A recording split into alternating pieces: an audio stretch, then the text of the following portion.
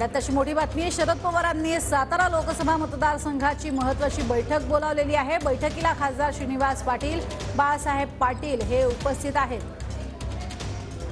या बैठकीमध्ये लोकसभा राज्यसभा निवडणुकीवरती चर्चा होणार आहे। बैठकीला आमदार रोहित पवार हे देखील उपस्थित झालेले आहेत। अधिक माहिती घेणार आहोत आमचे प्रतिनिधी योगेश बोरसे यांच्याकडून। योगेश, काय सध्याचे अपडेट?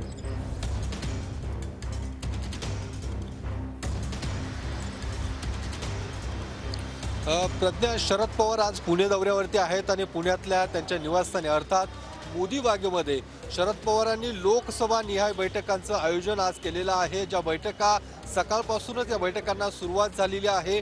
पुणे, शिरूर, बारामती आणि आता सातारा लोकसभा मतदारसंघाची ही बैठक सुरू झालेली आहे।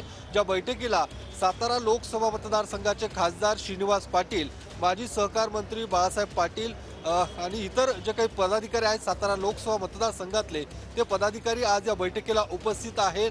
पुणे आणि बारामती लोकसभा मतदारसंघाची सुद्धा बैठक या ठिकाणी पार पडलेली आहे आणि आत्ताच काही वेळापूर्वी शरद पवार गटाचे नेते अनिल देशमुख, खासदार सुप्रिया सुळे सुद्धा या ठिकाणी पोहोचलेले आहेत आणि आज दिवसभर या बैठका सुरू असणार आहेत। साधारणतः लोकसभेच्या बैठका त्यासोबतच राज्यसभा निवडणुकीच्या संदर्भात सुद्धा या बैठकांमध्ये चर्चा होणार असल्याची माहिती मिळते आणि आपण पाहू शकतो